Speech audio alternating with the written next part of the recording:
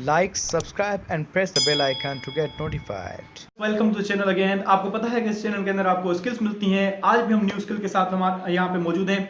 आज मैं बात करने जा रहा हूँ वो है हाउ टू इम्प्रूव इंग्लिश। ये सबसे ज़्यादा जो पूछा जाने वाला मेरे से सवाल है कि किस तरह से जो हम अपनी इंग्लिश को इम्प्रूव कर सकें।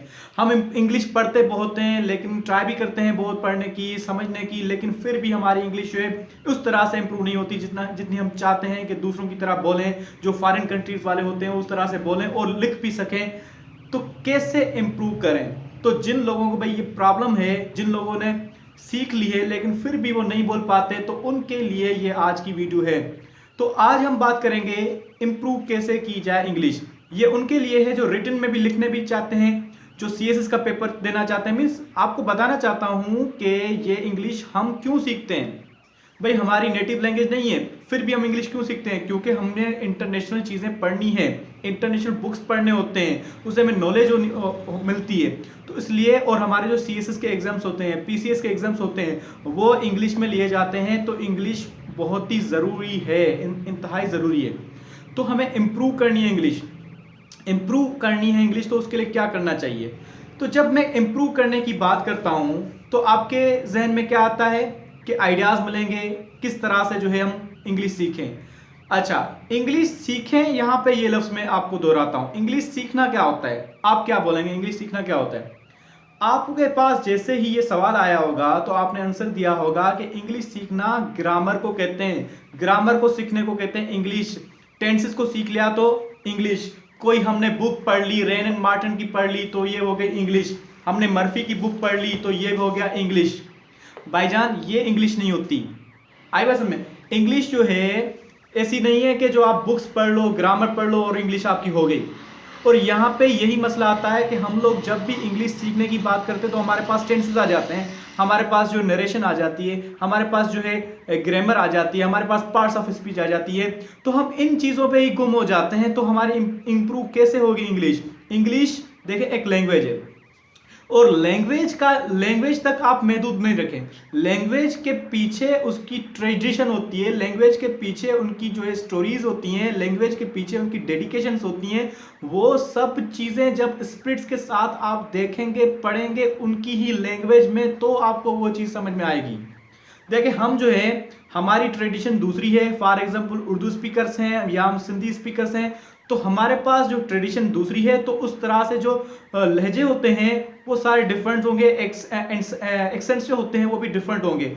लेकिन उनकी ये लैंग्वेज है, उनको उन तरह से पढ़ना है, तो उन तरह से उसकी तरह से हम कैसे पढ़ेंगे? Before going to any language grammar, किसी भी ग्रामर पे जाने से पहले उसकी लैंग्वेज में आप सुने, उनको वॉच करें, आप वहाँ विजिट करें वो एरियाज। अगर वो विजिट नहीं कर सकते एरियाज, तो आपके पास कौन से तरीके हैं जिस तरह से आप इंग्लिश इंप्रूव कर सकें? वो ये चीज़ है, आप जो है इंग्लिश जो है चैनल्स होते हैं वो आप देखा करें।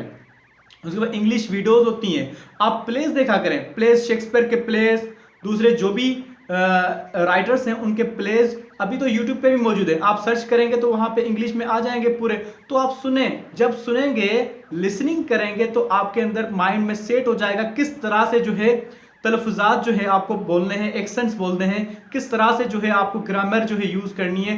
फिर आप आए ग्रामर में, जब हमें उसकी बात नहीं समझ आ रही किस तरह से बोलना है, तो हम इम्प्रूव भले कितने ही बुक्स पढ़ लें, लेकिन हमें समझ नहीं आएगी जब तक हम उसको उस लैंग्वेज में समझने की कोशिश नहीं करें। आपको मैं छोटी सी स्टोरी बताना चाहता हूँ, ये मेरी रियल स्टोरी है। मेरा एक दोस्त है, फ्रेंड है, जो कि इलेक्ट्रिशियन है। उसके बावजूद भी उसकी इंग्लिश जो है बहुत ही बेहतरीन है।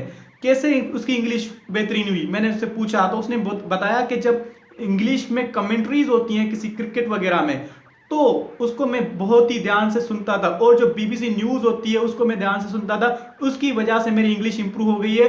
और आप यकीन करें उसकी इंग्लिश ऐसी है, कोई जो टॉप क्लास का जो इंग्लिश स्पीकर होता है उससे मैच करती है। मीन्स उसकी इंग्लिश जो है बहुत ही मेच्योर हो गई है। लेकिन उसके पास अब मसला क्या आ रहा है? राइटिंग का, लिखने का। तो लिखना जो है वो बाद में सीख गया। तो कहने का मतलब ये है कि आपके पास लाजमी नहीं है कि इंग्लिश, कोई भी लैंग्वेज सीखने के लिए आपको पहले जो है ग्रामर के पास जाना चाहिए। ठीक है, ग्रामर सीखे बगैर पहले जो है आप उस चीज के बारे में पढ़ें, नॉलेज इकट्ठी करें, लिटरेचर पढ़ें, क्या चीज़ होती है, उसके बारे में प्रोनाउंसिएशन वगैरह जो है आपकी क्लियर हो जाएगी। उसके बाद जो है आप ग्रामर पे आए, फिर आप प्रैक्टिस करें। अब मैं बताता हूँ 4 टिप्स जिसकी वजह से जो आप डेली यूज करके जो इंग्लिश को इंप्रूव कर सकते हैं। 4 टिप्स आर मेजर। 4 टिप्स को आप इस्तेमाल करें, रोज जो है उसको अपनी जिंदगी में जो आदत बना लें, उसके बाद आपकी इंग्लिश जल्दी से ठीक हो जाएगी और आप कोई भी एग्जाम दे पाएंगे, किसी से भी बात कर पाएंगे इंशाल्लाह। बहुत जरूरी है ये। नाउ 4 पॉइंट्स कौन सी हैं? एक पॉइंट ये है कि रोज आप जो है कोई ना कोई एक तरीका इस्तेमाल क्या करें प्रोनाउंसिएशन सेट करने का। जो प्रोनाउंसिएशन होती है बहुत ही इंपॉर्टेंट है, ठीक है। हम पढ़ तो लेते हैं लेकिन उसको कैसे प्रोनाउंस करना है वो चीज़ हम नहीं जानते। तो प्रोनाउंस करने के लिए आप कोई वीडियोस देखा करें, आप रूटीन बना लें रोज का कि एक वीडियो एनी हाउ मुझे देखनी है प्रोनाउंसिएशन के लिए, ठीक है। उसके बाद रोज 10 वर्ड्स जो हैं आपको देखने हैं, एब्सॉर्ब करने अपने अंदर, उनको जो याद करना है। अच्छा, वर्ड्स ऐसे ही याद नहीं होते, वर्ड्स को आप लिखेंगे, अपने जुमलों में इस्तेमाल करेंगे, सेंटेंसेस बनाएंगे तो आपको वो याद हो जाएंगे। दूसरी नंबर टिप ये थी, एक तो ये थी कि आप जो है ऑब्जर्व करें प्रोनाउंसिएशन को। आप कहीं से कोई भी वीडियोस हो सकती हैं, कोई भी फिल्म्स हो सकती हैं, कोई भी क्रिकेट कमेंट्री हो सकती है, कोई भी जो है कोई भी क्लिप हो सकती है, उससे आप इंग्लिश जो है इंप्रूव करने के लिए प्रोनाउंसिएशन को आप कैच कर सकते हैं, ठीक है। उनके जो है लाइफस्टाइल, उसका जो वे है, बॉडी लैंग्वेज वगैरह वो आप जो है देखें। उसके बाद जो है आप आए रोज जो है 10 वर्ड्स जो है अपने जो है वर्ड्स याद क्या करें, साफ क्या करें, ठीक है। उसके बाद तीसरी नंबर पॉइंट ये क्या है? तीसरी नंबर पॉइंट ये है कि आप उन वर्ड्स को लिखें, रोज सेंटेंसेस बनाएं, 10 से ज्यादा सेंटेंसेस बनाएं। चौथा नंबर टिप है वो ये, ज्यादा मजीद जाने से पहले मैं आपको एक रिक्वेस्ट करूंगा कि अगर आप इस चैनल के अंदर न्यू हैं तो चैनल को सब्सक्राइब कर लें और बेल आइकन को प्रेस कर लें ताकि और भी इस तरह से वीडियोस मिलती जाएंगी। आप जाएंगे प्लेलिस्ट के अंदर, मोटिवेशनल स्किल भी मिलेगी आप प्लेलिस्ट, उसमें आपको बहुत सारी टिप्स मिलेंगी अपनी लाइफ को चेंज करने के लिए। अगर आप स्टूडेंट्स हैं तो स्टूडेंट्स के लिए MCQs पेपर कैसे सोल्व करना है उसकी लिंक मैं नीचे दे देता हूं। इसके बाद टॉपर्स कैसे टॉप बनते हैं वो भी मैं बताता हूं, ठीक है। वो नीचे लिंक में दे देता हूं या आप प्लेलिस्ट में जाके देख सकते हैं। तो मैं बताने जा रहा था 4th नंबर टिप। 3 टिप्स मैंने बताई, 4th नंबर टिप ये है कि आप कन्वर्सेशन करें। रोज आप रूटीन बना लें, इधर फोन पे किसी फॉरेनर से बात करें या जो है आपका अपना फ्रेंड हो, कोई सर्किल हो, उससे आप गुफ्तगू करें। जब आप गुफ्तगू करते हैं, किसी से बात करते हैं, कन्वर्सेट करते हैं तो आपकी इंग्लिश जो है इंप्रूव हो जाती है, आपकी गलतियां जो है सही हो जाती हैं। इस तरह से अगर आप इन 4 चीजों पे अमल करेंगे और जो मैंने पहले चीज बताई उस पर आप अमल करेंगे तो इंशाल्लाह आपकी सेट हो जाएगी, इंग्लिश इंप्रूव हो जाएगी और आप फर से जो है बोलने शुरू हो जाएंगे। So it is the end of the session. I hope you understand well that what the key points are for improving any language or English language.